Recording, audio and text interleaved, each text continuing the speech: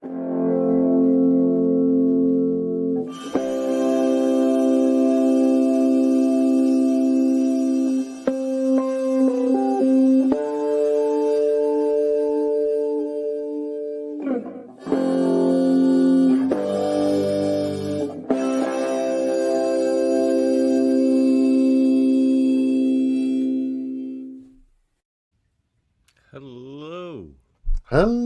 and welcome to Trek 10 First Contacts, in honor of, as an appetizer for, First Contact Day tomorrow, April 1st. An amuse-bouche, as it were. Yeah, one of those for our French listeners. Yes. Which I'm sure there are many. I at least one. You know. What are those canapes that... Valerian canapes. Valerian canapes. Go straight to the hips, they do.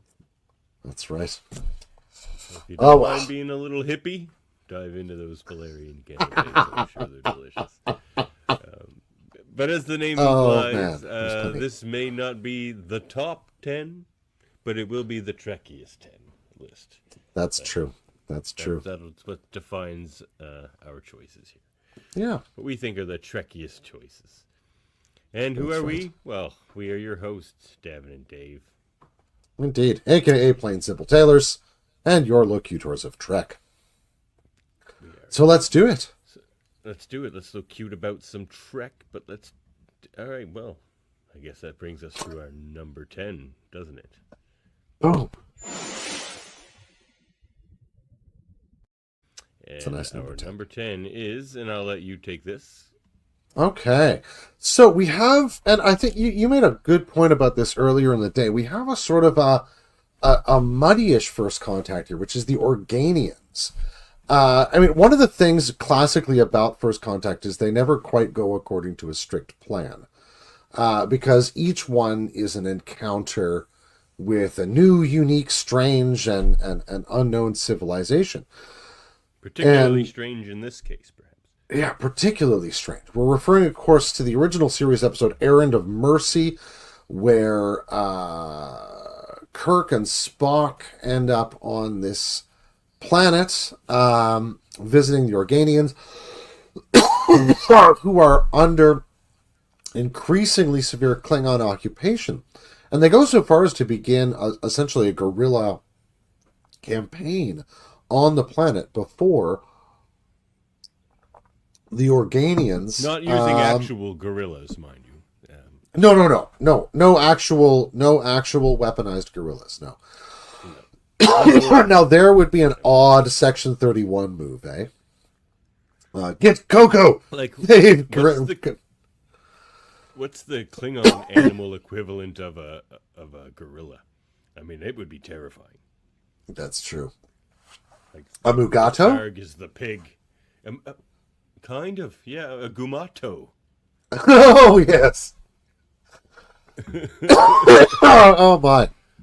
So, yes, the Organians end up showing who they really are. They're not simple agrarian settlers on this planet. They are, in fact, beings composed entirely of energy and thought. Purple energy and thought. Indeed, as we can see here. They're unable to be harmed, ultimately, by any of the real weapons or tools of violence that either the Federation or the Klingons could bring to bear. What they are harmed by is ultimately the pain and wretchedness of their violence.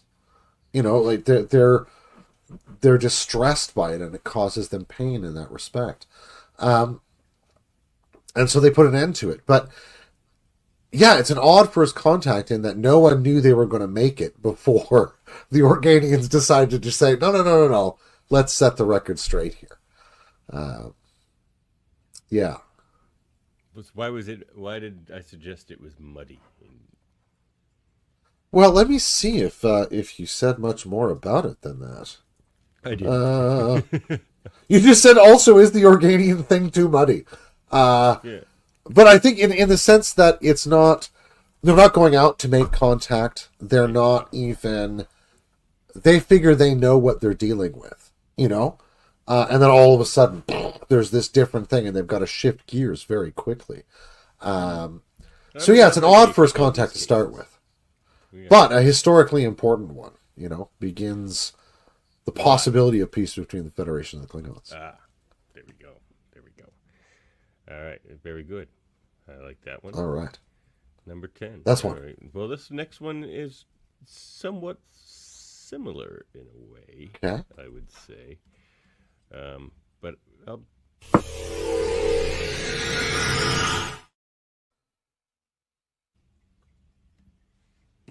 Nagilum. Number 9, Nagilum. So very much like the last one with the Organians, they weren't expecting to make this first contact, and they are making first contact with a being far more powerful than they are. But what I think is significant about this one is, I mean, it's a fairly early TNG episode, and like TNG really, especially in those early seasons, really felt like the sort of age of exploration. And there almost seemed to be no bounds to it. But with Nagilum, it seemed to be the first time, other than like perhaps something else that may show up on this list, a being that, one, was far more powerful than they, and like unfathomably so. It's not like they just need to go design a better weapon. It's just like, no. But also, it's is now a part of space they dare not go, which is probably, like, to me, like, to tell, like, almost like, you know, third or fourth episode Picard that there's a place you cannot go and explore. He might not believe you, you know. Yeah, it's just, you know, it's like a "Here There Be Dragons" moment almost, right? And yeah, I mean, unlike the Organians, Nagilum is very interested in suffering. You know, and has a sort of research-oriented program for the crew of the Enterprise, if allowed to continue it. But unfortunately, no reference for suffering. So it's like, yeah, it's to his mind, it's not even right to call it suffering. He's like, 'cause he can't empathize with it at all. It's just like, it's no different from him saying hello to you, and he's just like, yeah, exactly, yeah, and it's like, what do you mean that hurts? What is hurts? Like, yeah, ultimately they have to raise this to the level of their own annihilation, and taking it out of his control that ultimately makes the point to Nagilum that this isn't boring. Like, there's some independent agency from him here, not just something interesting, and then he has to grapple with that in a neat way. Yeah, but to me, I just can't remember another time where they. Well, maybe there might be a couple other instances. Like, I think, like with the Telosians, perhaps, I think it is, but they put out a beacon to actually say, "Don't go to this part of space anymore," which they don't do a lot of that. So now, no, there's very few moments. Space, just no one goes there anymore, and who knows how large a piece of space that is. Like, I'd give him a pretty wide berth, so like probably a pretty big piece of space. Yeah, honestly, he's. I mean, Nagilum seems to be able to alter the size and the character of that opening as well, right? So who knows what Nagilum's range is? Yeah. Yeah. And I think Nagilum shows up on Picard's screen at the end of the episode, if I recall, which is kind of terrifying, right? Maybe Nagilum never left and is just watching. Well, surely his reach is farther, at least in communication, than we might have thought. Because who knows how far away they were by that point? Because it seems right. I mean, they're out. He's back in his like ready room, like, kind of lounging by himself, and so. Yeah. I don't know. Yeah. Kind of.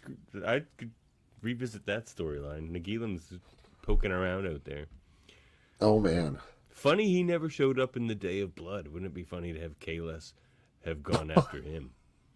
Just absolutely beat the brakes off Nagilum. That'd be great. Wouldn't that be something? Oh well, that was a great story. Go check it out. I get it now. over on the Treckle Trunk. Indeed. All right. Well. Yeah. Go check out our Treckle Trunk take on that. Yeah. Why don't you take us away for number 8?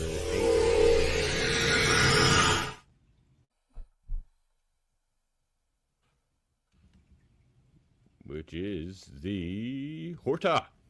Oh, the Horta. Space pizzas. Space pizza boogers. Yeah.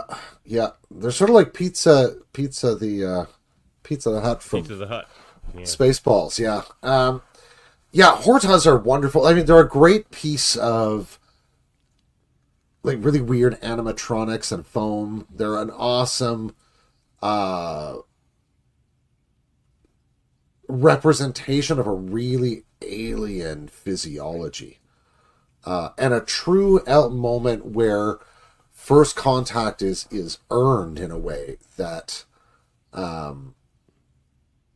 makes it quite profound. You know, that moment of Spock putting his hand out to engage with the Horta is pretty wonderful. And I do love it that we see Horta show up in comic books and other places later, serving in Star Trek. What? Yeah, I know it's I forget where I saw it. Maybe it's a novelization. I forget where it was, but there's a Horta interesting. Serving in Star Trek. Yeah. Well, see, that's perfect for the point I wanted to make about this, and why I think it went good as a back-to-back with Nagilum.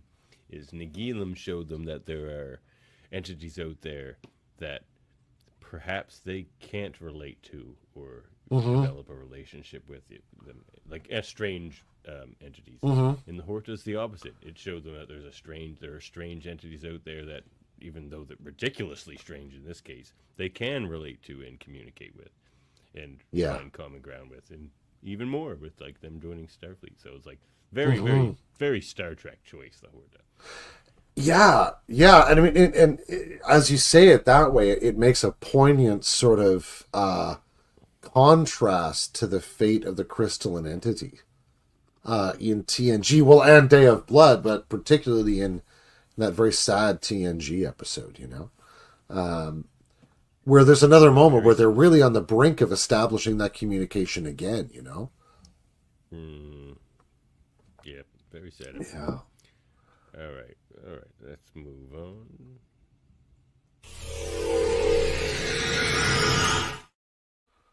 Number 7, the Mintakans. All right, so the Picard. Was this a significant first contact for the Picard? Well, it seemed to be like a reminder to me.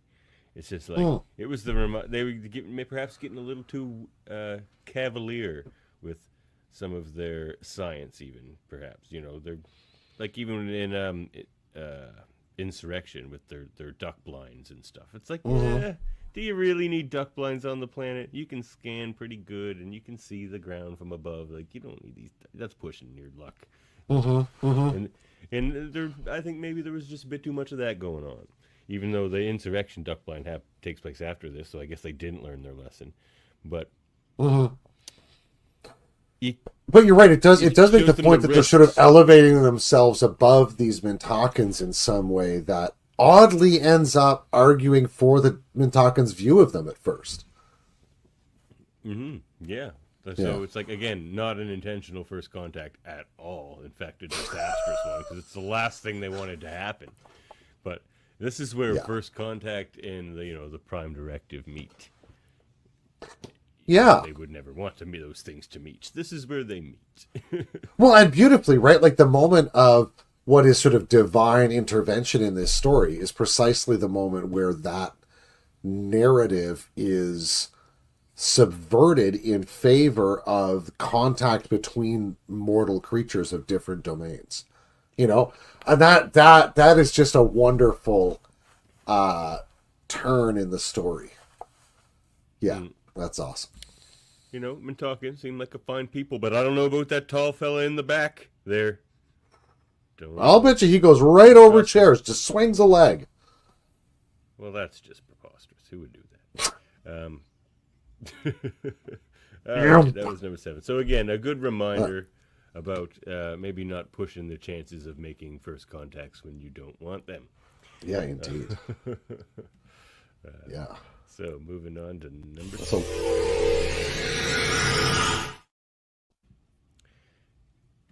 the Borg. the Borg.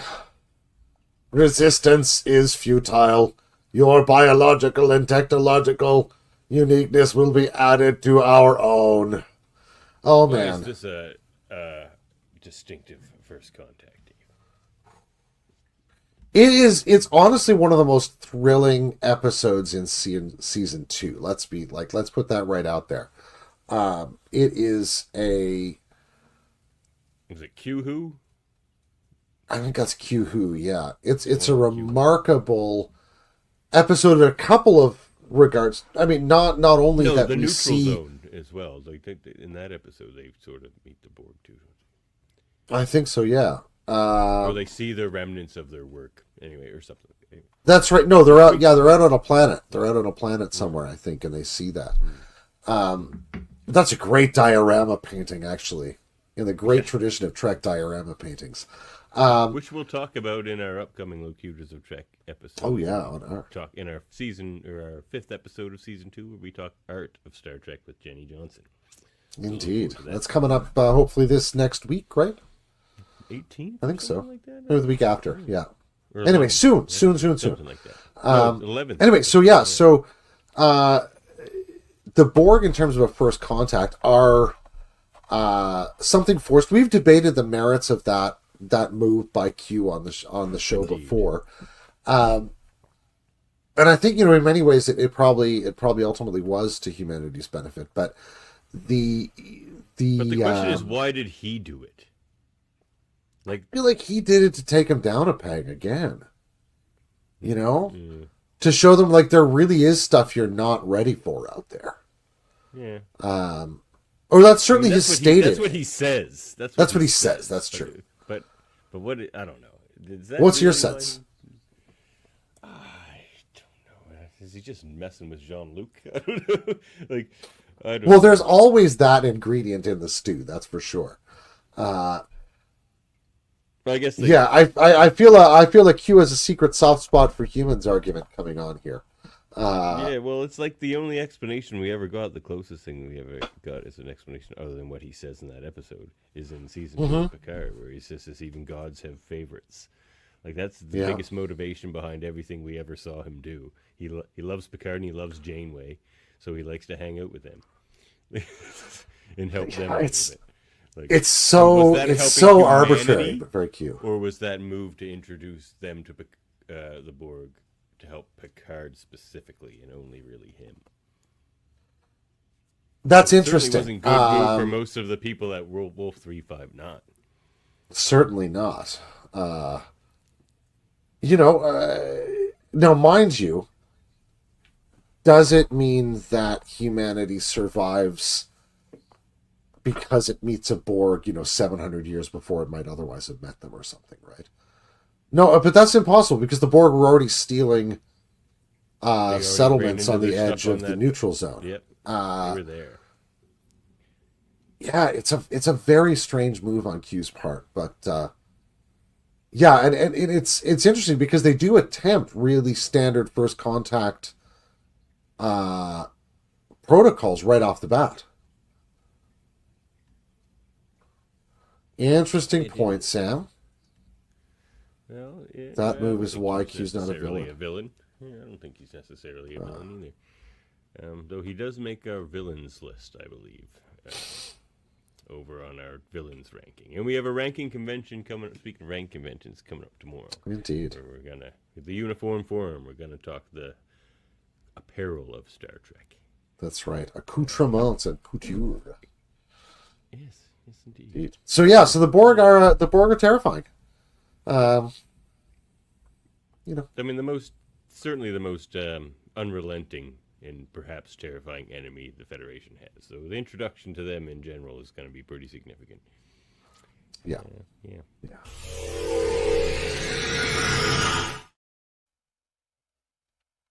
Number 5. Well, speaking of which, Q.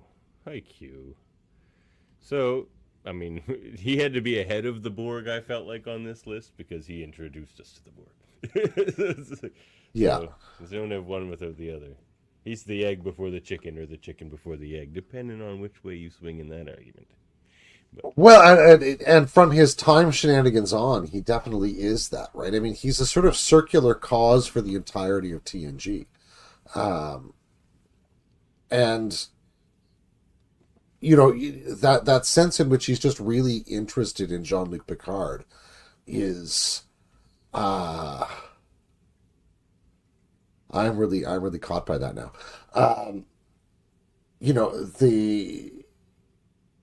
The Q continuum again is one of these impossibilities to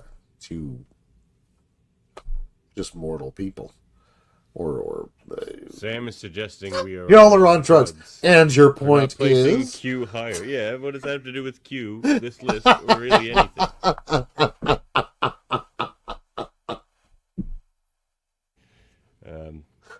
Oh my. That has nothing. Yeah, no. Q's like an incommensurable being. Yeah. Yeah. So yeah, just significant. Mostly for Jean-Luc Picard, perhaps, and Janeway even. I mean, he helped get the crew of Voyager back quicker. And he does make a great use of a mariachi band. He does, doesn't he? That's all I can say. Yeah. Wonderful. And he really knows how to bring witnesses to a courtroom.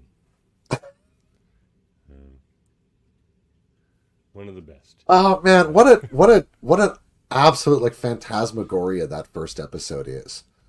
Though, like it is so crazy. You can see how it was definitely supposed to be 2 episodes. Yeah, separate episodes. Absolutely. But you're not wrong.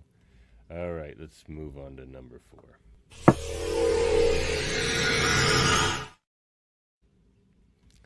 Sisko meets the Prophets. All so, right. Dave, though I love to wax and wane about Sisko, this was your idea, this pick. So why don't you take it away? Well, I think that this kind of continues again that theme of like incommensurable beings, and this is first contact of an order that's really kind of it pushes the boundaries of how that even happens. The wonderful quality of Emissary as a pilot 2-parter, or sort of 2-hour special with this question of time and what is time? How does it mean? Why are we interested in how the ball flies? Yeah. Oh man. It's just it's a really great addition to the way Star Trek thinks about relationships, but also about motivation, right? Because it lays this double motivation into Sisko right from the start that is so interesting by comparison to all of the other Star Trek we've seen. One of the other interesting double motivations we've run into recently is Christopher Pike's sort of foreknowledge of his demise, which, I mean, has in some ways a kind of analogous function, I think. Sisko knows that there's some other force which is just always going to be breaking into his world. And that as much as he wants to imagine it just as wormhole aliens, they are stubbornly going to make demands on him which far exceed that. And the reason I like this placement, too, in just above Q, and why whether or not you or I are on drugs has nothing to do with this, is because it's much like the last relationship, whereas the Q relationship seems to be very focused on Picard and most significant for his life than perhaps the rest of the Federation. This one seems like that as well, but in the end, it's his relationship with the Prophets that saves the entire Alpha and Beta quadrants. So, so it becomes very, like, this one maybe even could have been snuck up a little higher on the list, but there's some other good first contacts to come. But this one turned out to save everybody's lives. The Prophets really do work in mysterious ways that way. It's pretty great. They do, and so does Sisko. That's what we've That's seen. true. That's why they work. Yeah. I'm not Picard. All right, let's break into the Trek 3 here.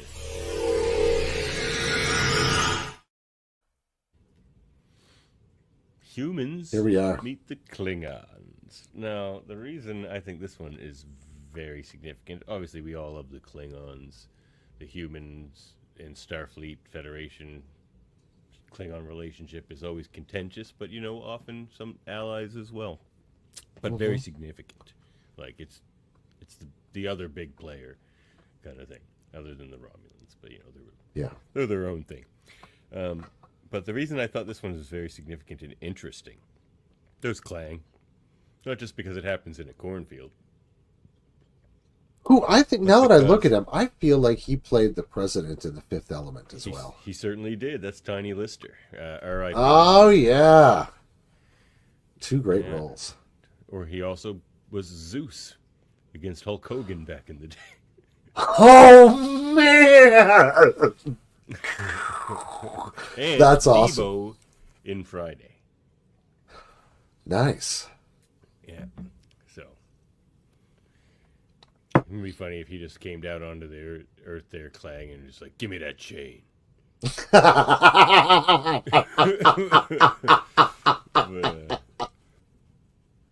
So the reason I thought this one was like particularly interesting is this is the only good way, and it's all by accident, but this is pretty much the only good and safest way to make first contact with the Klingons. 1, it's on your home territory.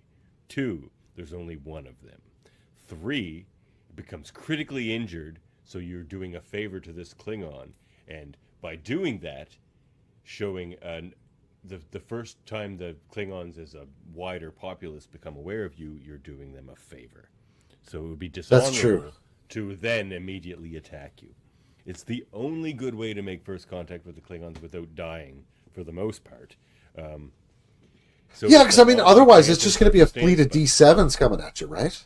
And it took someone as well-meaning as Archer. Like, Archer gets underplayed sometimes, but it took someone as well-meaning as him to want to make all that happen.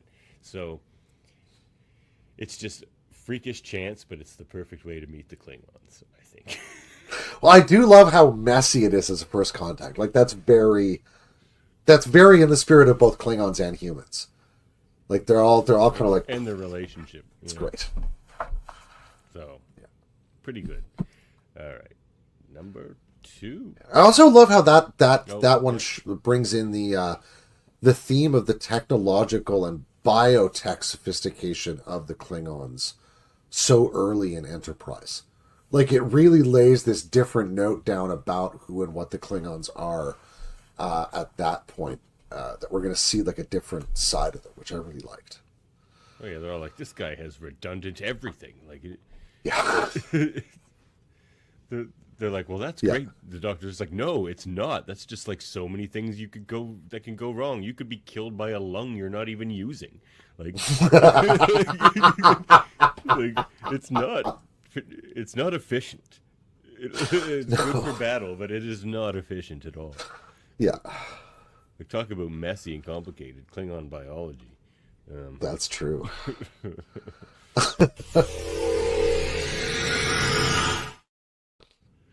Number 2. Well. Why don't you tell us about this one and why this is one of the more interesting first contacts, if not the most interesting. Oh, yeah. One of the great episodes, The Inner Light. Now, as you recall, this is an episode where Jean-Luc Picard spends about 20 minutes unconscious on the floor of the bridge and wakes up having spent an entire lifetime as a member of this species that sent out the probe. What would it have been, about 1,500, 2,000 years before, something like that? So they've been dead a long time. Maybe more. Yeah. Like their sun burnt out, and I think that's what they were there studying, right? Like this remnant of the sun or something. I think so, yeah. And so they run into this this probe out there. And it's this beautifully tragic, bittersweet first contact, because it's first and only contact. It communicates this lifetime to him beams over a flute or something, and then wipes its memory, as I recall. It's essentially like done. And it's both the quickest and longest first contact ever. Yeah, completely peaceful, but also, it couldn't have found, in some ways, a better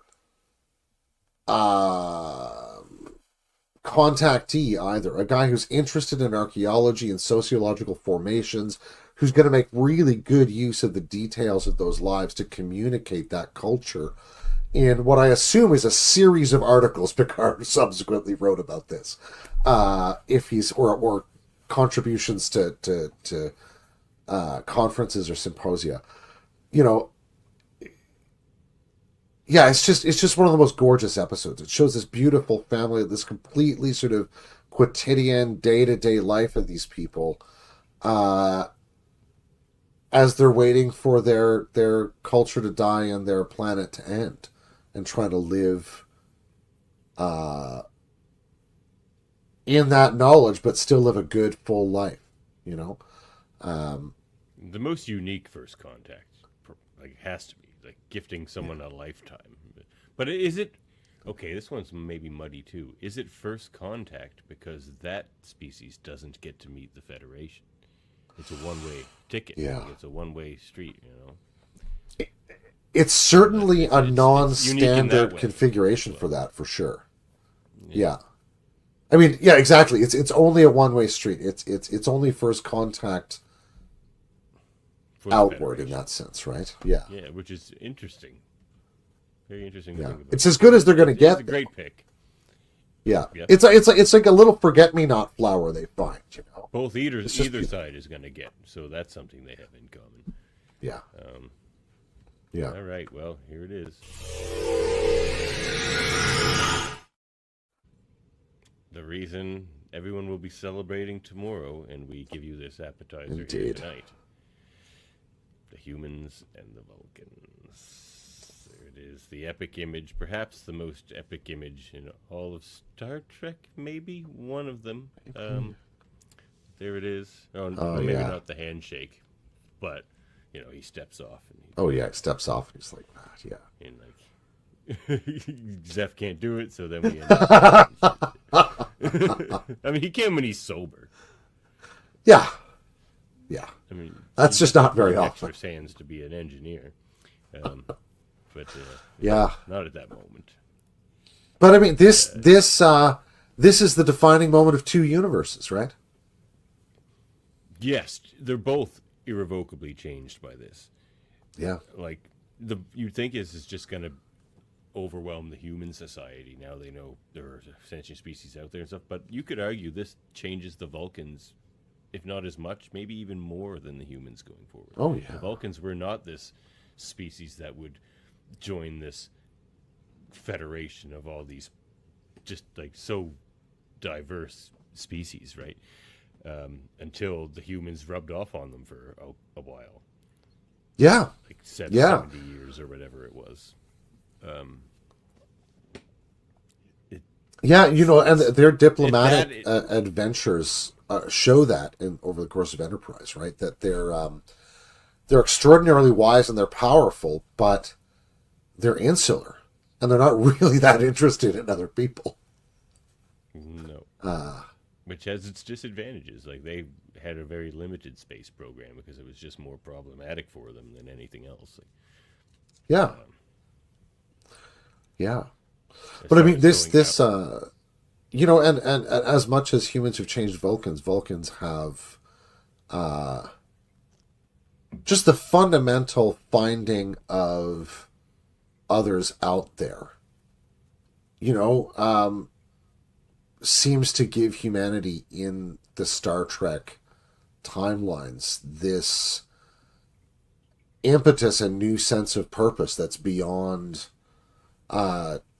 just planet Earth or beyond just sending a spaceship out here and there. It's this zest and this courage to get out there and meet the rest of the galaxy in some ways that is so beautiful in what comes to be Starfleet. So you're saying some oogie boogie. That's right. Oogie boogie. Some oogie boogie. Oogie boogie. Space oogie boogie. But it's our Mintalkin incident. It happens a bit differently because the humans were more evolved than the Mintalkins, at least in technologically. Yeah, so technological how evolved doing on Third World War is, but it's that. It's like it's the best illustration of first contact that we see, the most epic. Portrayal. Well, again, and I think we've talked about this as well. It's the first contact that, like, it's the prototypical archetypal Federation first contact, and it's what they all want it to go like. They all want to be the Vulcans landing somewhere. And though we don't see it until after TOS, TNG, and we're all done, like 2 of the most watched series, it's still, when people think they see it's first contact day tomorrow, this image, or the buddy stepping off with his thing, is the image that's going to come to most people's heads, I think, when they think first contact. They're going to think this, even though it was just in a movie, a small scene in a movie. But a popular movie, mind you. But yeah. Pretty darn good one. And that movie was called First Contact. That might it helps something to do with it. Well. But I mean, again, it's like it's the symbol of like that whole basis thing that Star Trek's about, like reason and passion, technology, and like just the spirit of discovery, like all those things coming together. Mm-hmm. Well, you can find us on We've Done It. We've made it to the end. That's our Trek 10 First Contacts. Enjoy First Contact Day tomorrow, everybody. That's going to be fun, and we will have a radio theater for you tomorrow. Oh, yeah, that ranking convention's not tomorrow, is it? Or is it the radio theater? Rankings tomorrow. No. Rankings tomorrow, yeah. That's right, yeah. Ranking convention. The Uniform Forum. If you're going to make first contact, which uniform do you want to wear? That's the kind of stuff we'll be talking about. You want to dress your best. Or do you? That's right. Well, tune in tomorrow. Find out all about all that. I'm not even wearing pants. It's scant for me. Question here from how do I say your name? Anyway, who would the Vulcans represent in our time? Someone who leads by numbers to get best results without empathy. Spock was that Vulcan, so he had empathy.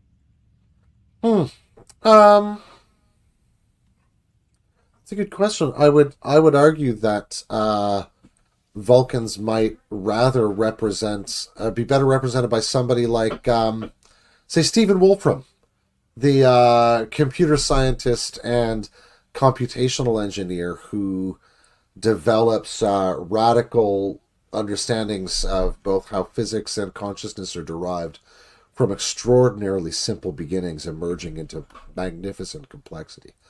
I think a CFO is probably too close to our own cultural problems to be very Vulcan. I agree. No arguments from me there.